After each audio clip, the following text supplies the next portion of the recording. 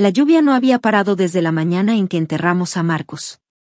Caía a cántaros mientras yo estaba junto a su tumba, tomando las manos de nuestros gemelos, que sollozaban por su papá. 4 años, demasiado chicos para entender la muerte, demasiado chicos para saber por qué papá no volvía del hospital esta vez. El cáncer se lo llevó en solo 6 meses, agresivo y despiadado, dejándome viuda a los 32. Ahora, 3 horas después de ver cómo el ataúd de mi esposo desaparecía bajo tierra, estaba en la puerta de la casa de mis padres con mis hijos, buscando las llaves que ya no funcionaban. Habían cambiado la cerradura. El bronce brillaba nuevo y burlón bajo la luz del porche. ¿Mamá? Llamé, viendo movimiento detrás del vidrio esmerilado. La llave no funciona. La puerta se abrió apenas un poco, asegurada por una cadena que nunca había visto. La cara de mi madre apareció en la rendija, impecablemente maquillada como siempre, sin rastro de dolor por su yerno. Emma necesita tu cuarto para su oficina en casa, dijo con frialdad. Va a empezar su negocio de consultoría. La miré, con la lluvia cayendo de mi vestido negro de luto. ¿Qué? ¿Me oíste bien? Ya lo habíamos hablado. No hablamos nada. Hoy enterré a mi esposo. Mi voz se quebró. Detrás de mí, Lily volvió a llorar y Lucas se aferró a mi pierna. Mi padre apareció detrás de mi madre, con expresión de piedra. Los problemas de viuda no son nuestros problemas, Sofía. Tienes 32 años. Arregla tus cosas. La puerta se cerró de golpe. Me quedé parada ahí, sin poder asimilar lo que acababa de pasar.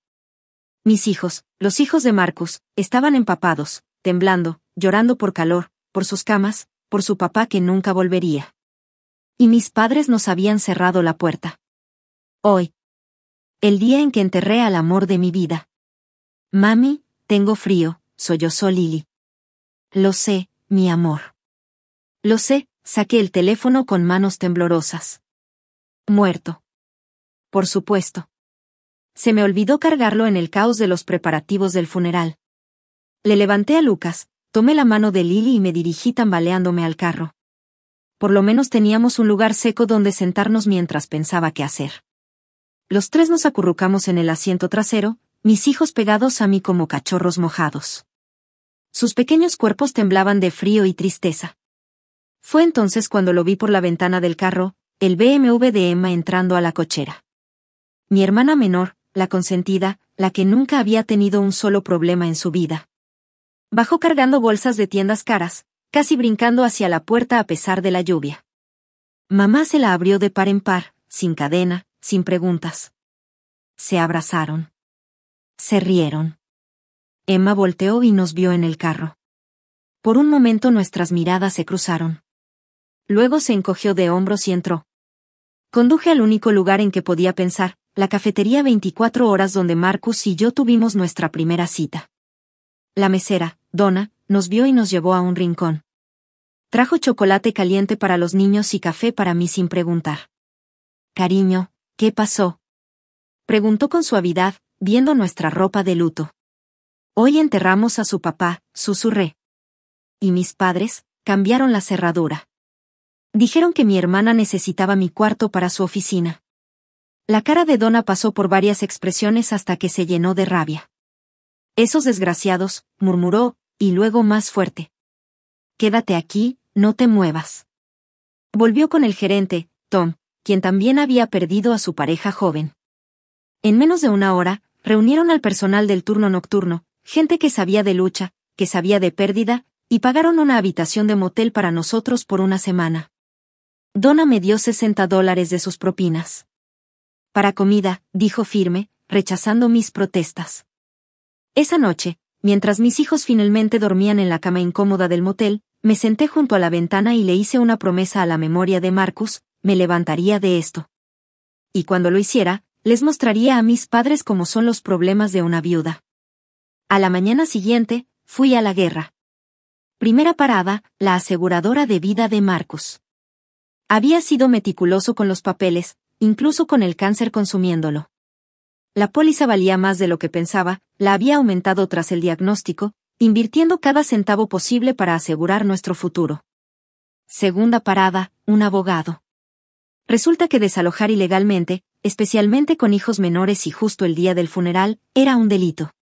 El abogado aceptó mi caso con base en honorarios contingentes tras escuchar la historia.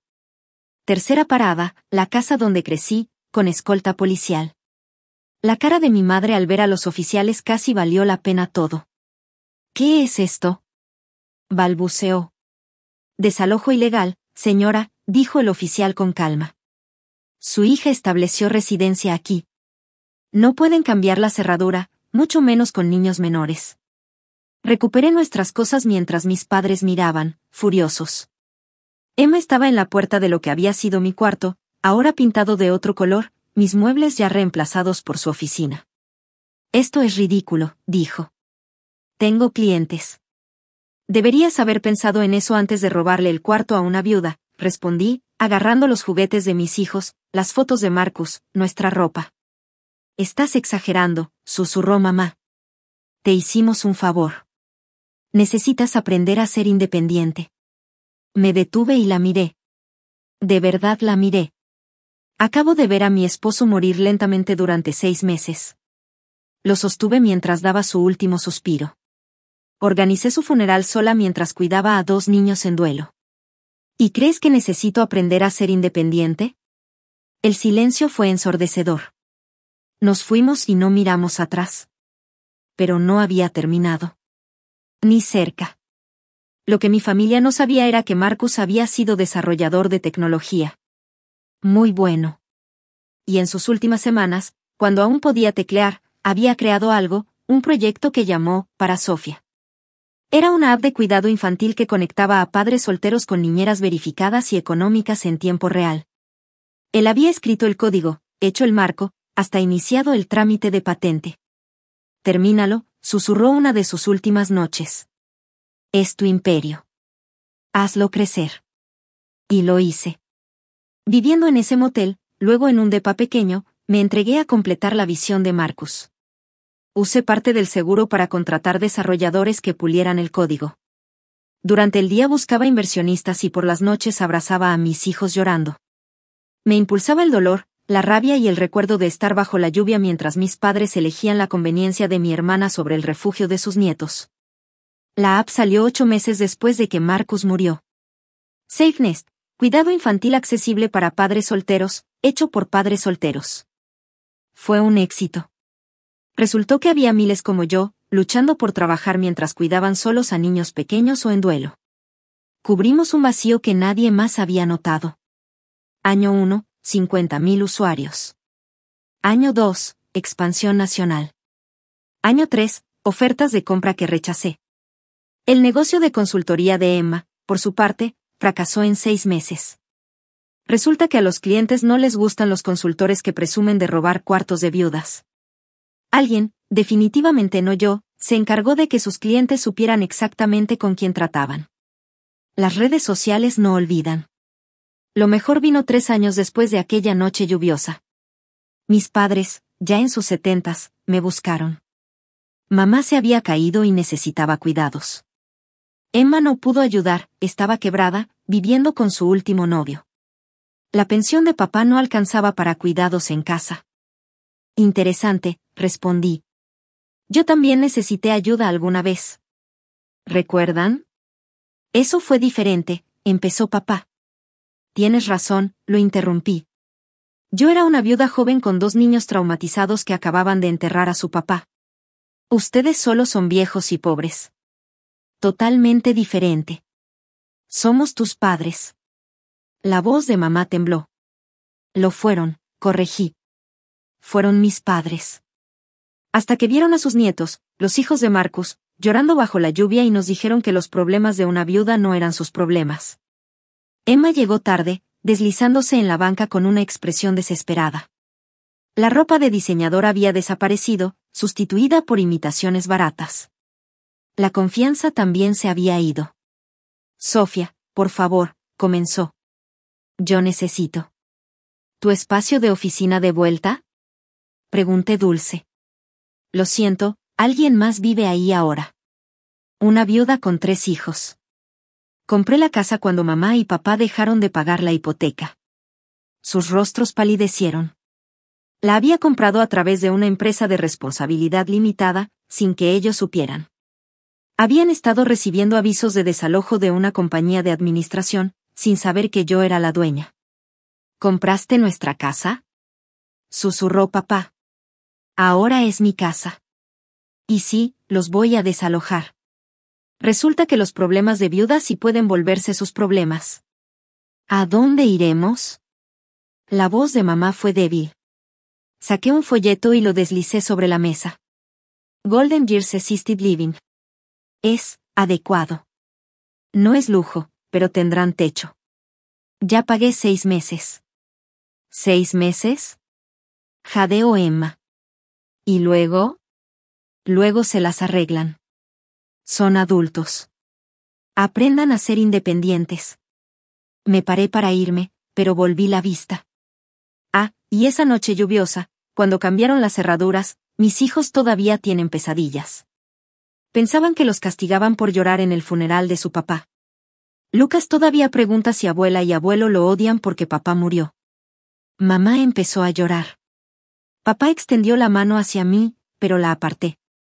Yo hubiera compartido todo con ustedes, dije en voz baja. El éxito, el dinero, la alegría de ver el sueño de Marcus ayudar a miles de familias. Todo lo que tenían que hacer era abrir la puerta. En cambio, me enseñaron que la familia no significa nada si te abandonan en tu peor momento. Los dejamos ahí, en esa banca, con un folleto de un hogar para ancianos modesto y la certeza de que su crueldad había dado origen a un imperio del que nunca serían parte. Los niños y yo volvimos a nuestra nueva casa, no la que les compré a escondidas, sino una hermosa colonial en un mejor vecindario. Sus cuartos estaban llenos de fotos de Marcus, juguetes y la seguridad de saber que nunca más serían excluidos. Esa noche, Lily preguntó: ¿por qué ya no vemos a la abuela y al abuelo? La abracé. Porque a veces, mi amor, las personas te muestran quiénes son realmente cuando más los necesitas. Y aprendimos que la abuela y el abuelo solo aman a quienes no tienen problemas. Pero todos tienen problemas, dijo Lucas con sabiduría. Exacto, mi amor. Exacto. 2 meses después, supe por familia lejana que mis padres y Emma vivían en ese hogar para ancianos. Emma trabajaba por un salario mínimo en un call center. Mis padres pasaban sus días quejándose de hijos ingratos. Los demás residentes los evitaban. Mientras tanto, SafeNest acababa de superar los 2 millones de usuarios. Padres solteros en todo el país encontraban cuidado infantil confiable y accesible. El legado de Marcus vivía, ayudando a familias a mantenerse a flote en sus momentos más oscuros. A veces pensaba en aquella noche, parada bajo la lluvia, mis hijos llorando, mis padres eligiendo la crueldad sobre la compasión. Eso debería haberme destruido. En cambio, me forjó en alguien que nunca esperaron, exitosa, independiente y libre de cualquier obligación con quienes me mostraron su verdadera cara cuando más los necesitaba. Pensaron que los problemas de viuda no eran sus problemas. Tenían razón. Mis problemas me hicieron imparable. ¿Los suyos? Ya no son míos para resolver. La lluvia aún cae a veces cuando visito la tumba de Marcus con los niños. Pero ahora tenemos paraguas, abrigos cálidos y la certeza absoluta de que siempre tendremos un hogar. No por la familia que me tocó, sino porque a veces la familia que eliges, una mesera amable, un gerente generoso, el último regalo en código de un esposo, vale más que la familia que decidió cerrarte la puerta cuando más la necesitabas. Y en algún cuarto pequeño en Golden Years Assisted Living, mis padres estaban aprendiendo lo que es necesitar ayuda y que te cierren las puertas en la cara. La única diferencia es que yo les di más misericordia de la que me dieron a mí, y 6 meses de techo. 6 meses más que los que le dieron a su hija y nietos el día que enterramos a Marcus bajo la lluvia.